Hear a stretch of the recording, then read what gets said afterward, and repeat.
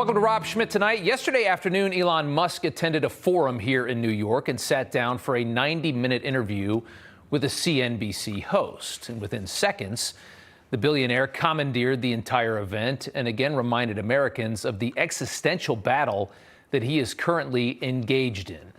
Elon Musk, born in Africa, is more aware of how much this country has to lose than almost all Americans. And it makes sense. He has seen how shabby and unfree most of the world currently is. Sadly, Americans today are a lethargic, entitled populace, too busy posting pictures of their burrata on social media to worry about the death of free speech. Last night, Elon reminded us how blissfully ignorant we are, as for years our culture has been willfully bending to left-wing censorship tactics such as cancel culture, which now threatens to take down Twitter itself, the de facto symbol of American free speech. In a way, Twitter is an American freedom last stand. It's another Alamo for us. Elon indicated last night the censorship authoritarian left has figured out a way to kill it by bullying its cowardly advertisers. What this advertising boycott is going to do, it's going to kill the company. And you think that and the whole world will know that those advertisers killed the company, and we will document it in great detail. So if you watched that 90 minutes with him, you could feel the man's angst. You could sense what he's going through. Labeled an anti-Semite now, his $44 billion investment to save free speech in this country. Imagine spending that much money in a charitable way. All of that in jeopardy, all due to an honest and frank criticism of progressive Jews that he put on his site, a group that, in a lot of ways, in all honesty, are self-destructive to their own cause.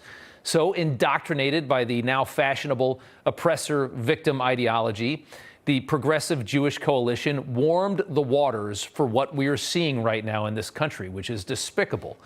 Watch this, a Jewish man, as he's blatantly harassed in Manhattan last night, if we have that video, by anti-Semites who are now totally unafraid, thanks in large part to the progressive agenda. Take a look at this. Why are you yelling at me? Why are you yelling at me? Why are you yelling at me? Genocide supporter! What? You're a Nazi. I'm a Nazi? What? You call me a Whoa. Wow. That's right up 6th Avenue in Manhattan. That's the reality now. That's what's been created by the radical left. They've enabled all of this. Elon criticizing those who enabled that behavior, and now somehow he is labeled anti-Semitic and immediately finds himself and his company the target of the left's favorite tool, which is cancel culture. And our largest corporations, run by cowards willing to sell out American ideals to capitulate to cultural terrorists who hate this country. Here's how Elon Musk responded to the people who run those companies. I hope they stop. You hope? Don't advertise. You don't want them to advertise? No. What do you mean?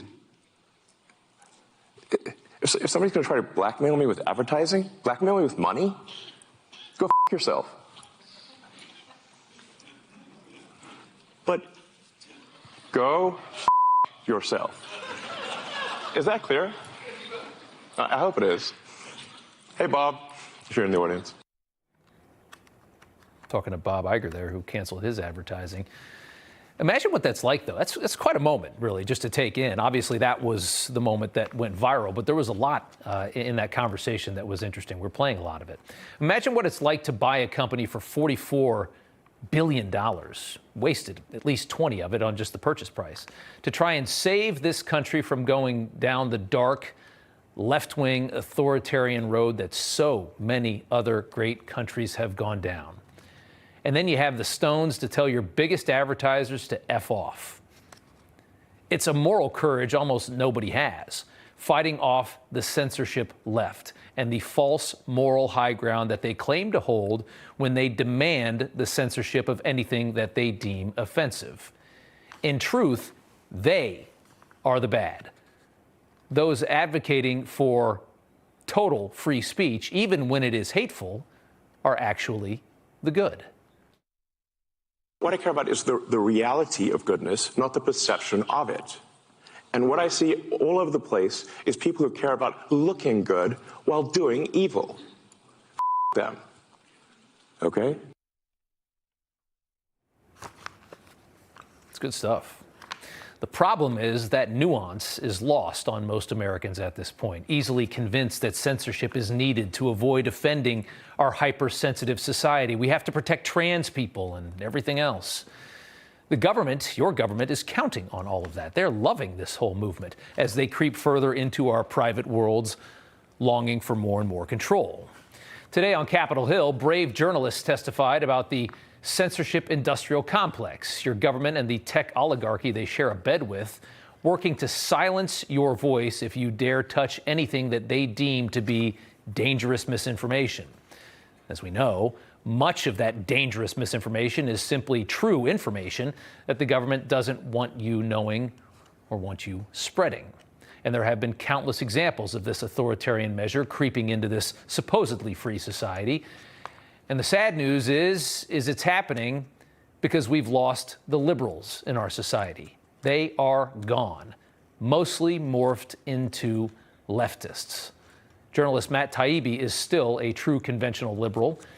There aren't many left. Today, he reminded Congress he's always voted Democrat and then told a story that perfectly summarizes how liberals were conquered by authoritarian leftism. A story about the man who once ran the now radical left-wing ACLU, and take a listen to how different the ACLU used to be.